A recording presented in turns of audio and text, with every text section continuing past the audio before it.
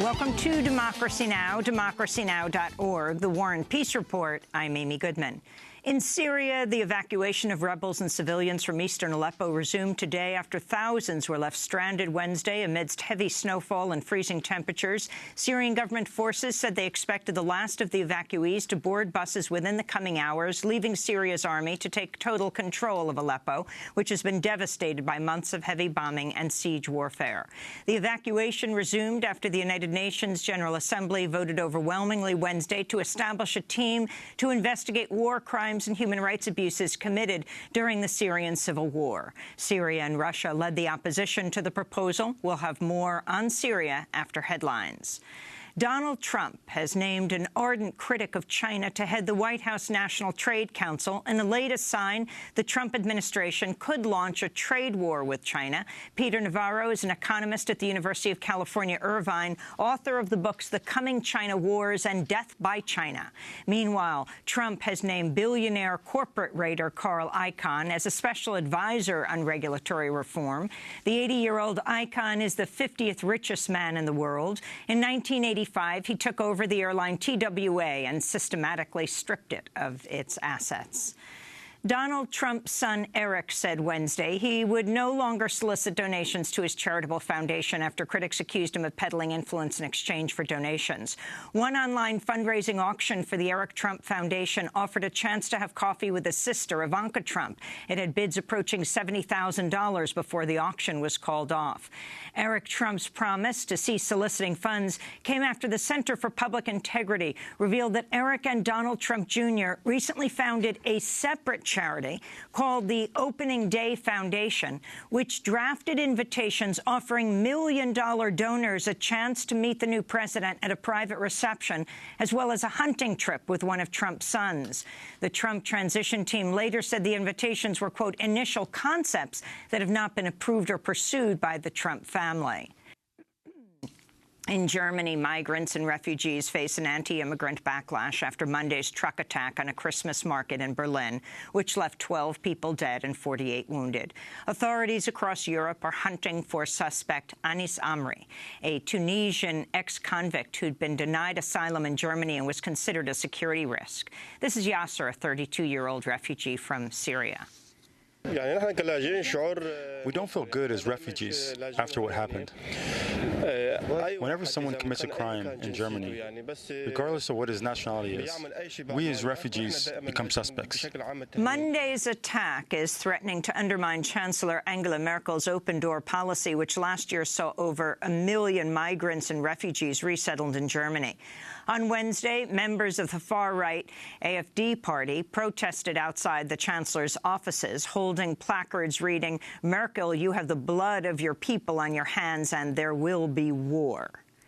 Back in the United States, Donald Trump responded to the attack in Germany by reiterating his pledge to create a national registry for Muslims and to ban Muslims from entering the U.S. Trump responded to a question from a reporter outside his Mar-a-Lago resort in Florida, saying, quote, "You've known my plans all along, and they've been proven to be right, 100% correct," end quote. Trump's comments came as the Electronic Information Privacy Center reported a company co-founded by billionaire Trump advisor Peter Thiel provided secret assistance to the U.S. Customs and Border Protection as it tracked travelers and immigrants. The tools built by Thiel's data mining firm Palantir could help Trump limit migration to the U.S. and create a Muslim registry. Thiel's company already has contracts with Immigrations and Customs Enforcement, the Departments of Justice and Defense, and the CIA. Peter Thiel drew fire earlier this month when he refused to confirm whether he'd signed an ethics agreement to recuse himself from any matter affecting his self-interest. In Minnesota, a judge has sentenced a woman to 6 months in prison after she ordered a Somali-American woman to speak English before smashing a beer mug into her face for speaking Swahili.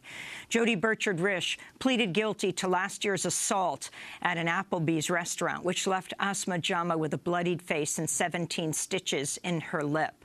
Jama addressed her attacker in court at a sentencing hearing on Tuesday. My religion teaches me to forgive so I can move on with my life. If I hold a grudge and I hold the hate you hold towards me against you, it's not going to serve me well.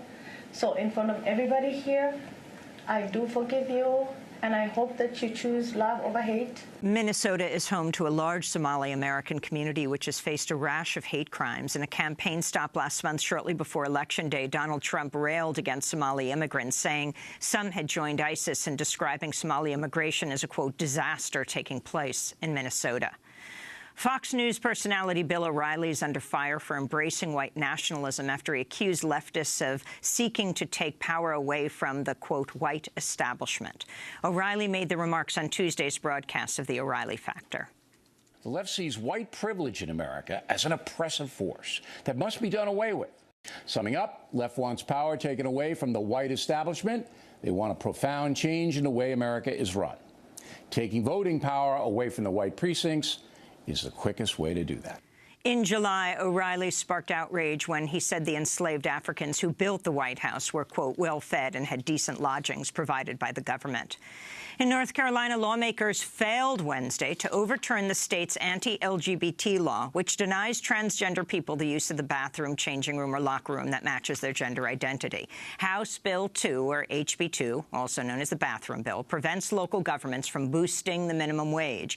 HB 2 has prompted boycotts of North Carolina by companies, sports leagues, and performers. As lawmakers adjourned from a one-day session without a repeal of HB 2 in place, protesters chanted, "Shame, shame." Democratic State Representative and Equality North Carolina Director Chris Grow condemned the failure. It is 275 days after this body passed the worst anti-LGBT bill in the entire nation. Every single day, transgender North Carolinians have suffered and been at risk for discrimination and violence, and every single day, our economy has lost millions upon millions of dollars. PayPal is not coming here. Bruce Springsteen's not coming here. Shame! Shame! Shame! Shame! We are going to continue to be sat out as a state because of the image that we are portraying to the rest of the nation and the rest of the world. Democratic Governor-elect Roy Cooper said Republicans reneged on a promise to repeal the law. Last week, the Republican-controlled legislature passed a pair of bills stripping the governor of many powers. Expecting that it would take place, the repeal of HB 2, Charlotte, the city council, which had passed the initial anti-discrimination bill, repealed their bill because the legislature, they thought, in exchange, would repeal HB 2. In news of capital punishment, a new report from the Death Penalty Information Center finds the number of U.S. executions in 2016 fell to its lowest level in 25 years. Texas and Georgia accounted for 16 of the year's 20 executions. Nationwide, juries sentenced fewer people to death than in any year since 1972, when the Supreme Court reinstated capital punishment. Public support for the death penalty is declining, with one poll showing support for capital punishment at less than half the population. In climate news, forecasters are predicting parts of the Arctic will see temperatures rise above freezing in the coming days, with temperatures near the North Pole today set to reach as much as 50 degrees Fahrenheit above normal. The freakishly warm temperatures come as Arctic sea ice levels are at a record low. Scientists say the changes would not have been possible without greenhouse gas emissions from human activity. In China, tens of thousands of residents have fled their homes amidst an air quality red alert as a thick blanket of toxic smog settled in over nearly 500 million people. Since Friday, authorities have warned of off-the-charts air pollution levels in at least 23 cities, mostly in northern China. Visibility from the smog was so bad in places, officials closed highways and grounded airplanes. China is the world's largest producer and consumer of coal, which is largely responsible for the smog. In the Philippines, the Committee to Protect Journalists is calling for the arrest of those responsible for murdering newspaper publisher Larry Q. He was shot in the head Monday morning, shortly after he wrote a column alleging official negligence over an illegal methamphetamine laboratory recently raided by police. Another journalist who covered the same raid later reported receiving death threats. Philippines President Rodrigo Duterte launched a brutal so-called war on drugs that's seen thousands of people killed by police and vigilantes, and many journalists say they fear they're now targets. In Mexico, at least 34 people were killed and dozens more left injured after a massive series of explosions ripped through a fireworks market near Mexico City. Tuesday's explosion shook nearby towns and sent a plume of smoke thousands of feet in the air. The open-air market was the site of 2 previous explosions, and a government fireworks regulator recently called it the safest fireworks market in all of Latin America. California's ordered Uber to remove self-driving vehicles from the streets of San Francisco after the car service company defied regulators and began a pilot program that saw the automated cars break traffic laws and endanger lives.